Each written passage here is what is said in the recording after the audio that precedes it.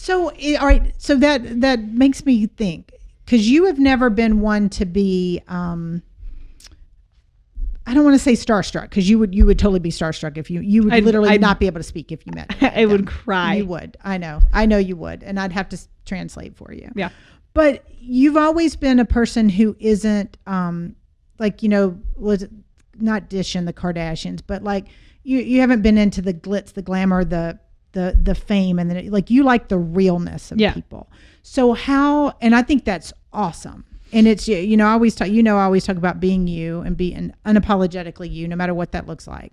So why don't more people do that? Why can't more people just figure out who they are and be them? Because I think if you could figure that out at your age, which I think you're on a really good path to do, that would people be so much happier. Yeah, but they're kind of scared to, based on like how everybody else reacts. Because nowadays people get really fed up over things. And you think they do? Mom, I'm not getting into that. You told me that's a red light. I told yeah, that's okay. Go ahead. But people because they're scared of how they're going to react. Yes. You They get their, I told her I didn't want her going into this because people get their pants in wide and I get all upset about it, and I didn't want her getting fussed at about it. But proceed. Yeah, so people they're scared of what other people are going to think of them once, like if they say that or something, How do people let go of that? How do teenagers let go of that? Well, it's really hard to let go of that because that's how your brain's hardwired. Others, it's easier to do it than like normal kids, but like it's really hard. You need like a lot of time to like deprogram your brain, because that's just how you were raised, how you grew up, and you're just like biologically hard to like change, Yep. Yeah, I think it's but it's how you grew up. But you're 15, almost 16. You got to see her 16th birthday's coming up next week. So we got all this wisdom. Can't even drive a car yet. But we've got. I can drive a car. You can't drive a car. You drive solo. You drive. That's right. That is true. She drives better than I do. Yes, I do. But all right. So you've got all this wisdom. So like at 15, 16, you're figuring this out. And I hope this won't change with you. I can tell it's just kind of ingrained to you. And I think your sisters, it's like this too. But it's hard when you get to be 40, 50, even 30 to change things up.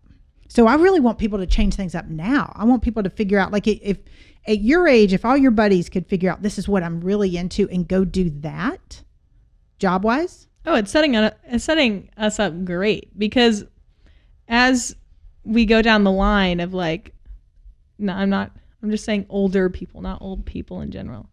Old people, like older people, middle-aged people. She just pointed. You are okay. You're the definition of middle-aged. Okay. And then you're then right. like farther down the line, there's like, I don't know if this is a legit thing, but I've noticed that it's becoming more of people younger are starting to figure out more and branch out a little bit, which sets us up well, just because it'll create more diversity, Yes. Because in the older generations, it wasn't a big thing that they did. And there was no diversity of thought either. No. Like I feel like people just kind of were taught to think the same, act the same, do the same. Yes.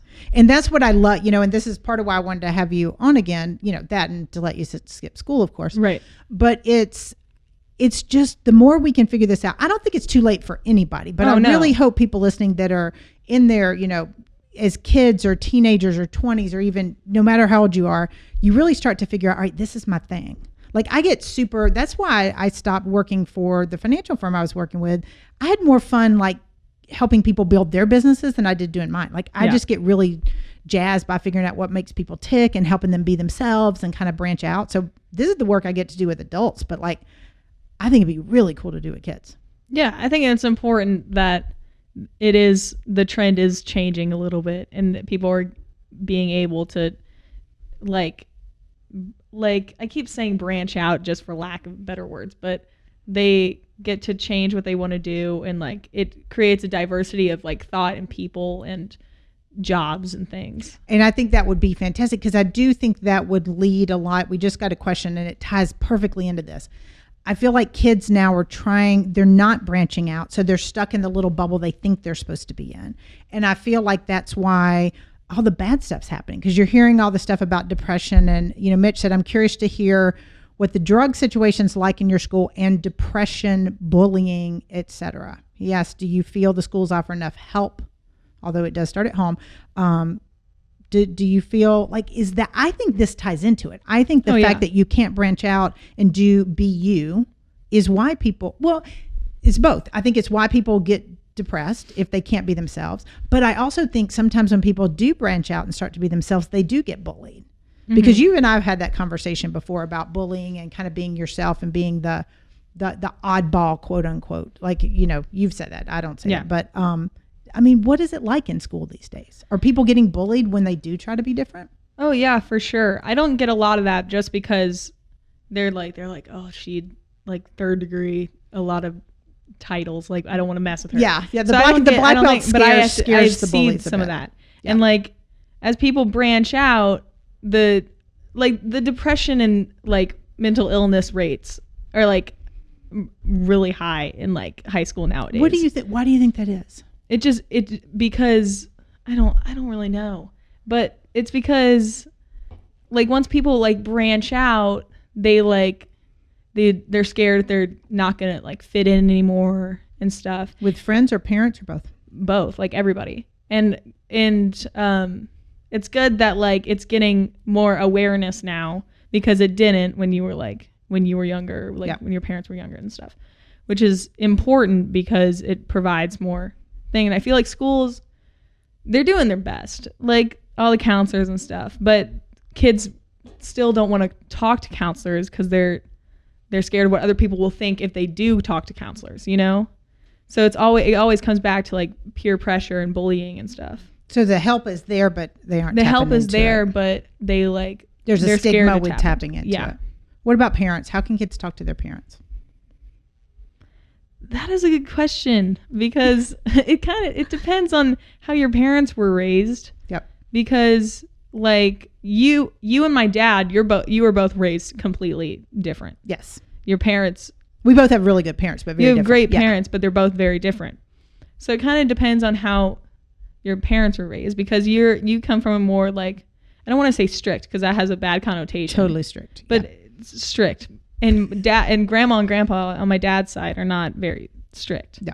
They're like, dad's the youngest too, and you're the oldest. So it kind of just, everything's out the window. So your parenting style and dad's parenting style are very different. Yeah. So it kind of really depends on what the parents' perspective is and whether or not like the kids, which one they attach to more, Yeah.